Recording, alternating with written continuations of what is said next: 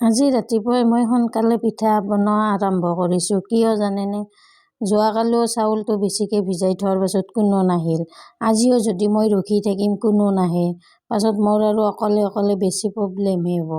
সেইকাৰণে ৰাতিপুৱাই উঠিয়ে প্ৰথমতে মই গুড়া অলপ খুন্দি লৈয়ে পিঠা বনোৱাত লাগিলোঁ। কাৰণ যোৱাকালি বহুত কষ্ট পালোঁ যে সেইকাৰণে। আৰু আজি মই বেছি চাউল ভিজাও নাই, কমকৈ ভিজাইছোঁ। বোলো কোনোবা আহিব নাহে নাই, যেখানটি লগা আছে মই নিজে বনাম। সেইবুলি অলপমান চাউল ভিজাই থৈছিলোঁ আৰু এয়া ৰাতিপুৱাই পিঠা বনোৱাত লাগিলোঁ। তাৰ পাছতে আকৌ মণি আহি পালে দিয়ক। মণি অহাৰ লগে লগে তাইক আজি মই তিল ধুবা দিছোঁ। কাৰণ আজি ইমান দিন বৰষুণ দি আছে, ইফালে আকৌ বহাগ বিহু আহি পাবয়ে। আমি যদি আগতীয়াকৈ তিলবিলাক ধুই ভাজি নথওঁ তেতিয়াহ'লে সময়ত অসুবিধা হয়। আৰু যদি বৰষুণ দি থাকে তিলটো নুশুকাই না। সেইকাৰণে তাই অহাৰ লগে লগে তাইক কৈছোঁ বোলে আজি তুমি তিলখিনি ধোৱা। কাৰণ সদায় বৰষুণ দি থাকিলেও অসুবিধা হ'ব। আজি অলপমান ৰ'দ ওলাইছে, ৰ'দ দিবও পাৰে। সেইকাৰণে তাইক তিলখিনি ধুবা দিলোঁ। এই তিল আমি বহাগ বিহুৰ কাৰণে ৰেডি কৰি থ'ম। তিলটো ধুই মেলি ভাজি বস্তাত ভৰাই থৈ দিম আৰু যেতিয়াই তিলৰ পিঠা লাগে তেতিয়াই খুন্দি কিনে তিলৰ পিঠা বনাম। আমি বহাগ বিহুৰ কাৰণে কিছুমান আগতীয়াকৈ যোগাৰ কৰি থৈ দিওঁ আৰু। তাৰ পাছতে আকৌ কি হ'ল, তিল অলপকৈ আনি পেলাই ভাজিব ল'লেয়ে। কাৰণ গধুৰ হ'লে তিলটো ভাজাত অলপ দিগদাৰ হয়।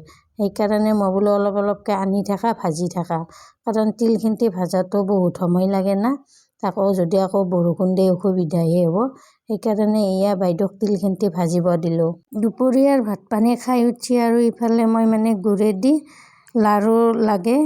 লাৰু লগা আছিল। সেইকাৰণে মই গুড়েদি এয়া নাৰিকলখিনি ভাজি আছোঁ লাৰুৰ কাৰণে। কি হয়, বৰষুণ দি থাকিলে লাৰুটো বান্ধিব বহুত অসুবিধা হয়। সেইকাৰণে বোলো বৰষুণ নাহোঁতে সোনকালে লাৰুখিনি বান্ধো। কাৰণ কেতিয়া বৰষুণ আহে ঠিক নাইতো।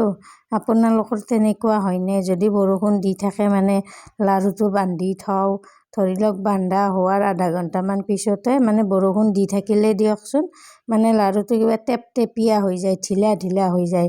সেইকাৰণে বৰষুণ বতৰত লাৰু বনাব বহুত অসুবিধা হয়।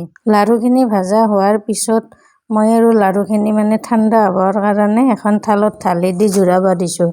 ইফালে ইহঁতক আৰু পিঠাখিনি পেকেটিঙত ভৰাব দিলোঁ। আজিৰ দিনটোত এইখিনিয়ে পিঠা বনাইছোঁ, বেছি পিঠা নবনালোঁ। এয়া মই নাৰিকলখিনি ঠাণ্ডা হ'ব দিছোঁ। গৰমে বান্ধিব নোৱাৰি যে।